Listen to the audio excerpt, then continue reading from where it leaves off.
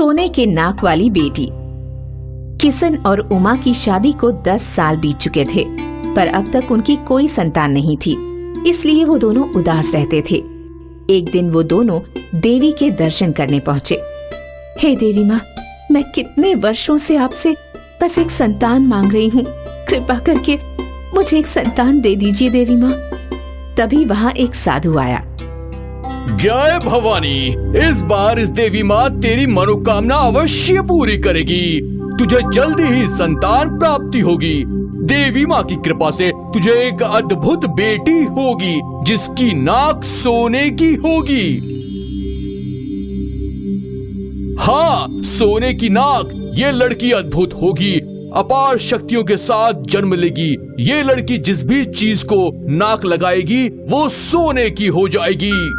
इस घटना के लगभग 9 महीने बाद उमा ने एक लड़की को जन्म दिया और जैसा साधु ने बताया था, इसकी नाक सोने की थी। उमा, इसके नाक तो सच में सोने के हैं। मतलब साधु महाराज सब सच बोल रहे थे और हमें याद रखना है कि हमें इसकी नाक बिल्कुल नहीं छूनी, याद है ना? हाँ हाँ, याद है, और हमें ये बात गांव में फैलाने से रोकनी होगी। सोने की नाक कितनी अद्भुत है, इसलिए हम इसका नाम लक्ष्मी रखेंगे। हाँ, बहुत अच्छा नाम है, लक्ष्मी। पर भला ऐसी बातों को कोई फैलने से रोक सकता है क्या? एक बच्ची सोने की नाक के साथ पैदा हुई है, ये बात सारे गांव में आग की तरह फैल गई। सभी लोग सोने की नाक वाली बच्ची को देखकर दंग थे। उन्हीं लोगों में एक आदमी था जो सोच रहा था कि बच्ची की नाक नकली है। ये नाक जरूर नकली होगी। मुझे इस लड़की की नाक छूकर देखनी चाहिए, अभी दूध का दूध और पानी का पानी हो जाएगा। जैसे ही उस आदमी ने बच्ची की नाक छुई तो उसका हाथ सोने का हो गया।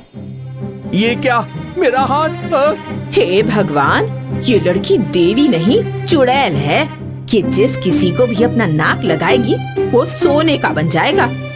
अरे भागो यहाँ से, भागो।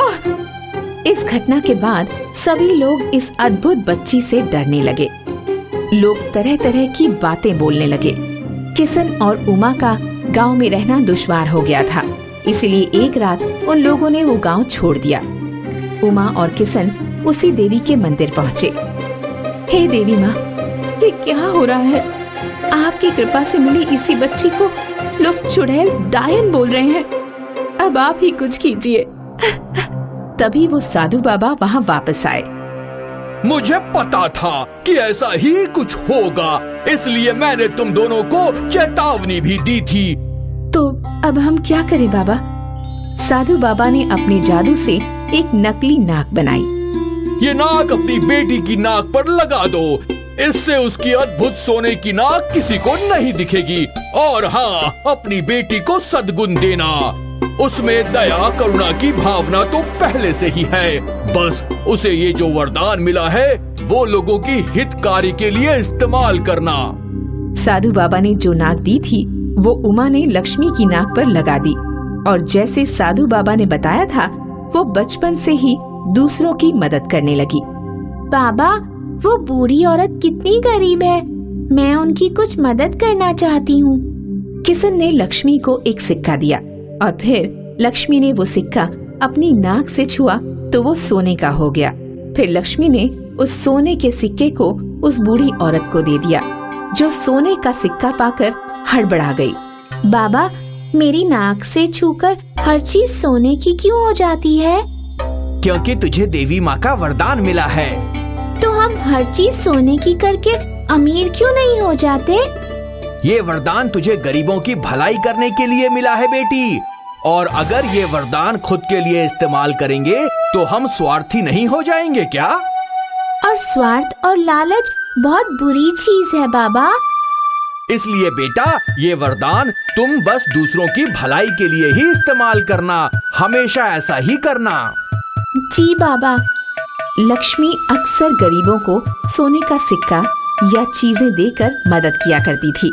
कुछ साल बीते और अब लक्ष्मी बड़ी हो गई थी। वो अब भी गरीब लोगों को सोने के सिक्के या चीजें दिया करती थी। ऐसे ही एक रोज एक गुंडे ने देख लिया कि लक्ष्मी ने एक पेन को अपनी नाक से छुआ और वो सोने में बदल गई। वो गुंडा समझ गया कि कुछ तो गड़बड़ है। उस गुंडे ने लक्ष्मी को किडनैप कर लिया। मैंने देख लिया है कि तू जिस चीज को अपनी नाक से छूती है वो सोने की बन जाती है। अब इन सारी चीजों को छू और सोने की बना दे। मुझे सोना चाहिए, बहुत सारा सोना। नहीं, मैं ये सिर्फ गरीबों की भलाई के लिए करती हूँ। मैं भी गरीब हूँ। मैं तो ऐसा गरीब हूँ जो गरीबों को ही लूटता है। चुपचाप मुझे सोना दे वरना तू जिंदा नहीं बचेगी। ठीक है, पहले मेरे हाथ खोलो, मैं तुम्हें ढेर सारा सोना दूंगी। पक्का? हाँ पक्का। उस गुंडे ने लक्ष्मी के हाथ पैर खोल दिए। चल अब इस टेबल को अपनी नाक से छू। लक्ष्मी टेबल को छूने के लिए झुकी। गुंडा इंतजार कर रहा था कि कब वो टेबल सोने का बन जाएगा, पर लक्ष्मी रुक गई। लक्ष्मी ने उस गुंडे का हाथ खींचा और उसे अपनी नाक से छू लिया। उस गुंडे का हाथ सोने का हो गया। अरे मेरा हाथ, मेरा हाथ, मेरा हाथ, अरे मेरा हाथ। तुझे और सोना चाहिए? तुझ जैसे लालची आदमी के साथ ऐसा ही होना चाहिए। पूरा शरीर सोने का बना दूं? नहीं नहीं नहीं, मेरी माँ, नहीं नहीं नहीं नहीं। लक्ष्मी की सोने की नाक से डरकर गुंडा दुम दबाकर भाग गया और लक्ष्मी हंसी खुशी अपने घर लौट गई।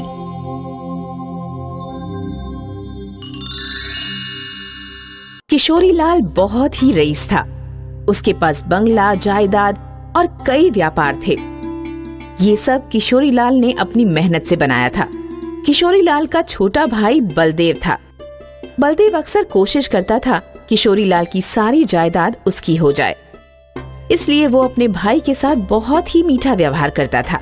किशोरीलाल ने अपने धान का व्यापार बलदेव को संभालने दिया था और आज वो हिसाब किताब देखने गया था। अरे भैया, आप आ गए? अरे मोनू, भैया के लिए पानी ला। पानी वानी कुछ नहीं चाहिए, तू बस हिसाब दिखा। बलदेव ने किशोरीलाल को हिसाब की बुक दी। किशोरीलाल हिसाब किताब देखने लगा। भैया, इतने सालों से मैं आपका ये व्यापार संभाल रहा हूँ, कभी कोई गड़बड़ी की है क्या मैंने? नहीं। तो अब तक आपको मुझ पे विश्वास हो जाना चाहिए था ना। वैसे भी मैं आपका सगा भाई हूँ, भला मैं आपसे धोखा क्यों करूँगा? मैं यहाँ हिसाब इसलिए देखने नहीं आता कि मुझे तुझ पे शक है, बल्कि मैं इसलिए देखने आता हूँ कि कहीं तुझसे कोई गलती ना हो जाए। छोटे, मैं तेरा भला चाहता हूँ। ठीक है भैया, सब ठीक लग रहा है, चल मैं चलता हूँ। जैसी आपकी मर्जी भैया। किशोरीलाल के जाते ही बलदेव तमतमा गया। मैंने इतने घपले किए हैं आज तक, आप मुझे पकड़ नहीं पाए, आगे भी पकड़ नहीं पाएंगे। एक दिन आपकी सारी जायदाद मेरी होकर रहेगी। यहाँ बलदेव किशोरीलाल की जायदाद पर आंख गड़ाए बैठा था और वहाँ किशोरीलाल ने अपनी सारी जायदाद अपनी बेटी नंदिनी के नाम कर दी। आज से इन सब की मालकिन तू है। पर पापा, इसकी क्या जरूरत थी? देख, मैं तो अब बूढ़ा होते जा रहा हूँ, कभी कुछ हो गया तो। ऐसी बातें मत सोचा करो पापा, आपको कुछ नहीं होगा। हाँ हाँ, अभी तो मुझे तेरी शादी करवानी है, तेरे बच्चों के साथ खेलना है। क्या पापा, अब जब देखो शादी शादी शादी के पीछे लगे रहते हो। वो तो है, मैं चाहता हूँ कि मेरी गुड़िया को संभालने वाला कोई मिल जाए। वैसे भी कई साल पहले तेरी माँ स्वर्ग सिधार गई, कुछ सालों में मैं भी चला जाऊंगा। ऐसा कुछ नहीं होगा, आप कहीं नहीं जा रहे। जैसा तू बोले, पर तुझे सावधान रहना होगा। मुझे लगता है बलदेव कुछ ना कुछ जरूर करेगा। ज्यादा से ज्यादा वो मुझे किडनैप ही करेंगे ना। Same old school idea. मेरे पास इसका भी इलाज है पापा। ठीक है, देखते हैं। नंदिनी ने किशोरीलाल को अपना आइडिया बताया और दोनों बाप बेटी बहुत खुश हुए। जब बलदेव को ये बात पता चली तो उसके मन में आक्रोश भर गया। सारी जायदाद अपनी बेटी के नाम कर दी और मेरे नाम कुछ भी नहीं किया। बहुत गलत किया भैया आपने, बहुत गलत किया। वो जायदाद हथियाने की योजना सोचने लगा। क्यों ना मैं नंदिनी को किडनैप कर लूं और फिर फिरौती में बहुत सारे पैसे मांग लूं। किशोरी लाल नंदिनी से बहुत प्यार करते हैं। और बस ये सोचकर बलदेव ने 2 गुंडों को पैसे दिए नंदिनी को किडनैप करने के लिए। ये नंदिनी है, इसे किडनैप करना है। फोटो के पीछे उसका एड्रेस लिखा है। ठीक है सर, आपका काम हो जाएगा। ये एडवांस और बाकी के पैसे काम होने के बाद। बलदेव मन ही मन खुश था कि जल्द ही उसे बहुत सारे पैसे मिलने वाले हैं। यहाँ रात के अंधेरे में दोनों गुंडे किशोरी लाल के घर में पहुँचे। बलदेव बाहर इंतजार कर रहा था। मैं इस तरफ जाता हूँ, तो उस तरफ जा, और अगर तुझे लड़की दिखे तो यहाँ लेकर आ। दोनों गुंडे अलग अलग दिशा में गए। पहले गुंडे को एक कमरे में नंदिनी दिख गई। यहाँ है, यहाँ है। वो दूसरे गुंडे के पास उसे बताने गया तो उसने देखा कि नंदिनी वहाँ भी थी। ये यहाँ कैसे? ये तो वहाँ भी थी। क्या बकवास कर रहे हैं? एक लड़की 2 जगह कैसे हो सकती है? तू मेरे साथ चल और देख ले। दूसरे गुंडे ने भी देखा तो नंदिनी उस कमरे में भी थी। इतना ही नहीं, नंदिनी सारे कमरों में सो रही थी। कुछ तो गड़बड़ है। ये लड़की नहीं, चुड़ैल है।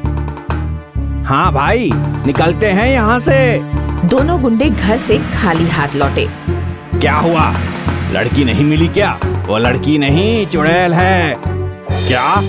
तुम खुद अपनी आंखों से देख लो। वो घर के हर कमरे में सो रही है। भला एक लड़की 4 कमरे में कैसे सो सकती है? जरूर तुम दोनों ने नशा किया होगा। हमारी बात पे यकीन नहीं है ना? चलो हमारे साथ। बलदेव दोनों गुंडों के साथ घर के अंदर गया। वहाँ एक एक करके गुंडों ने बलदेव को 4 नंदिनी दिखाई। दूसरी देखो, तीसरी देखो, और ये चौथी देखो। मुझे तो लगता है ये लड़की नहीं, चुड़ैल है। बाप रे, जरूर कुछ गड़बड़ है। 4 नंदिनी कैसे हो सकती हैं? इनमें से असली वाली कौन सी है? तभी सारे घर की लाइट्स ऑन हो जाती है और पीछे से किशोरी लाल अपने गार्ड्स के साथ पहुंच जाता है। बलदेव, मुझे पहले से तुझ पे शक था, इसीलिए मैंने तेरे लिए ये जाल बिछाया था। किशोरी लाल के गार्ड्स ने उन दोनों गुंडों और बलदेव को पकड़ लिया। सोच रहा होगा ना कि आखिर असली नंदिनी कौन सी है? हाँ। तभी किशोरी लाल ने एक बटन बंद किया और तुरंत 3 कमरों से नंदिनी गायब हो गई। चुड़ैल गायब हो गई? चुड़ैल गायब? वो कोई चुड़ैल वुड़ैल नहीं है, मेरी बेटी नंदिनी है। वो खुद एक मैकेनिकल इंजीनियर है, और जो तुम देख रहे थे वो उसका 3D प्रोजेक्शन था। वो सो तो एक ही कमरे में रही थी, पर वो तुम्हें 4 कमरों में नजर आ रही थी। समझ गए? बलदेव, मैं जानता था कि तुम लालची हो और पैसों के लिए ये नीच हरकत कर सकते हो, पर तुम इतना नीचे गिर जाओगे ये मैंने कभी नहीं सोचा था। तुम्हारी असली जगह तो जेल में है। किशोरी लाल ने बलदेव को पुलिस के हवाले कर दिया और उन दोनों गुंडों को भी। आज नंदिनी की सूझबूझ से सब कुछ सही हुआ।